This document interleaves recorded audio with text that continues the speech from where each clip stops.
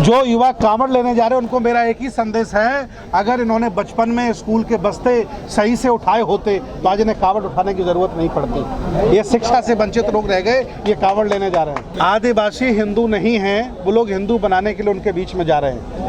और पूरे देश भारत के आदिवासियों ने मिलकर के विधानसभा में भी निर्णय लिया कि आदिवासी वनवासी हिंदू नहीं है। इसीलिए देश के सत्ताधीशों ने जानबूझ करके आदिवासी राष्ट्रपति बनाया है।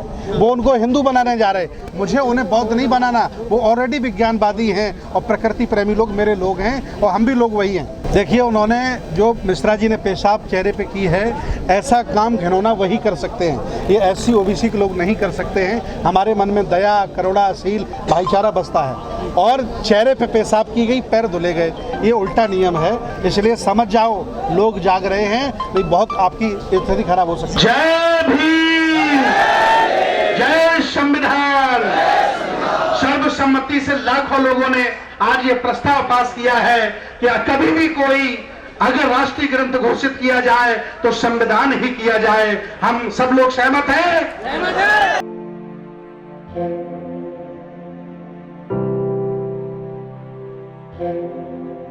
देखिए, बाबा साहब के संविधान के बाद, आरक्षण के बाद बहुसंख्यक आबादी आराम से सुख सुविधाओं में सो रही है।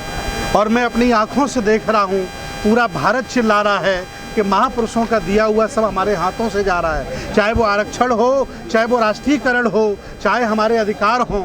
मुझे ये लगा कि मैं गांव-गांव जाऊं, नगर-नगर जाऊं, मोहल्ले-मोहल्ले जाऊं, शहर-शहर जाऊं और लोगों को मैं, चूँकि मैं संविधान नहीं बचा सकता, चूँकि मैं प्रधानमंत्री नहीं हूं, मुख्यमंत्री नहीं हूं, लेकिन अपने लोगों को संविधान के प्रति आगाह कर सकता हूं, संविधान सुरक्षा के लिए उनसे शपथ ले सकता हूं, जागरूक कर सकता हूं। मैं अपनी जिम्मेदारी निभा रहा हूं, इसलिए संविधान जागरूकता सम्मेलन किया। ये देश सेकुलर है, ये देश सभी धर्मों का है, धर्मनिरपेक्ष भारत है। आए दिन तमाम सिरफिरे लोग ये बयान देते रहते हैं, इसे खालिस्तान बनाएंगे, इसे हिंदू राष्ट्र बनाएंगे।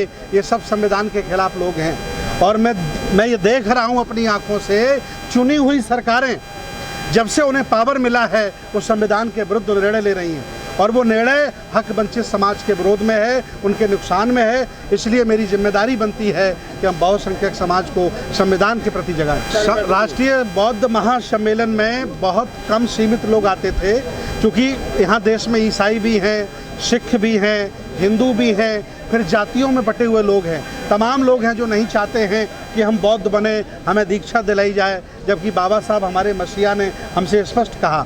मुझे लगा कि संविधान के माध्यम से मैं अल्पसंख्यकों को, मुसलमानों को, बौद्धों को और सभी लोगों को, सभी जातियों को इकट्ठा कर सकता हूँ। ये मेरी पहली पहल थी और मैं अपील करता हूँ, लाखों संगठन भारत में चलते हैं, सब लोग मिलकर के ये पहल करिए। ये पहला कार्यक्रम है। अगर हम लोगों ने साल भर में 1000 संविधान जागरूकता सम्मेलन कर दिए तो मैं विश्वास दिलाता हूँ ये तय हो जाएगा कि संविधान का दुश्मन कौन है और संविधान का दोस्त कौन है।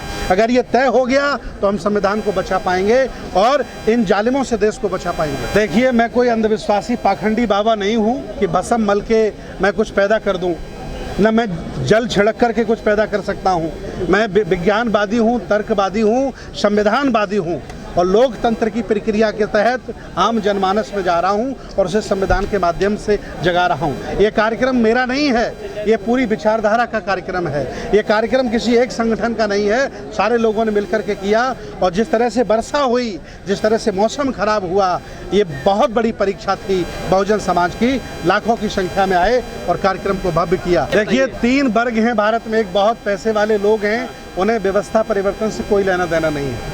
जो बीच में बैठा हुआ मजे काट रहा है, उसका जीवन आराम से चल रहा, उसे कोई परिवर्तन की चिंता नहीं है। जो गरीब है वह रोटी दाल में फंसा हुआ है, क्योंकि भारत में 10-12 साल से लोग बहुत बुरी स्थिति में चले गए हैं। बहुत गरीबी आ गई, यहाँ महंगाई बढ़ गई है, लोग बहुत परेशान हैं। आखिर चिंता कौन करेगा? तो मेरे जैसे लोग लाखों इस भारत में हैं। हम सब लोग सामूहिक चिंता करेंगे और लोकतंत्र को भी बचाएंगे, संविधान को भी बचाएंगे और जो संविधान विरोधी लोग हैं उनको जवाब भी देंगे। मैं पिछले 15 साल से काम कर रहा हूं और जब से काम कर रहा हूं तब से आरोप ही लग रहा है कि कभी ये लोग पैसा देते हैं, कभी वो लोग पैसा देते हैं। अरे आरोप लगाने वालों, ध्यान से सुनो। रोडें हम बनाते हैं, मकान हम बनाते हैं, फसल पैदा हम करते हैं, सरकारी ऑफिसों में ऑपरेशन हमारे लोग करते हैं, मजदूरी हम करते हैं। हमारे पास पैसे की कोई कमी नहीं है। जब हम 14 अप्रैल में करोड़ों रुपया फूंक देते हैं तो क्या सम्मेलन में लाख 2 लाख रुपए मुझे दान नहीं दे सकते? आज पानी बरसा था, बहुत स्थिति खराब थी, मूसलाधार वर्षा हुई, इसलिए माताएं बहनें नहीं आ पाई। चूंकि ट्रैक्टर ट्राली नहीं आ पाए तो पुरुष वर्ग घर से निकला। चूंकि घर में जानवर भी हैं, खाना भी बनाना है, फसल भी खड़ी है, इसलिए महिलाएं नहीं आ पाई। महिलाएं बड़ा ठुमका लगा रही है, बहुत संख्या में जा रही है वहाँ पर। देखिए, उनका कल्चर अलग है, उन्हें वहाँ नाचने को मिलता है, गाने को मिलता है। हम लोग विज्ञानवादी, तर्कवादी हैं। हम लोगों को अंधविश्वास पाखंड नहीं परोस सकते। हम लोग वैज्ञानिक टेम्परामेंट के लोग हैं और हम लोग देश हित में, संविधान के हित में, विज्ञान के हित में होगा वही करेंगे। हम कभी भी ऐसा काम नहीं करते। देखिए, मैं बहुत प्रसन्न हूँ, पूरा आयोजन मंडल हमारा प्रसन्न है कि हमारे निवेदन पर लाखों लोग घरों से निकल के आए। लोगों ने अपनी दिहाड़ी छोड़ी, मेरे निवेदन पर पूरे दिन वो यहाँ रहे।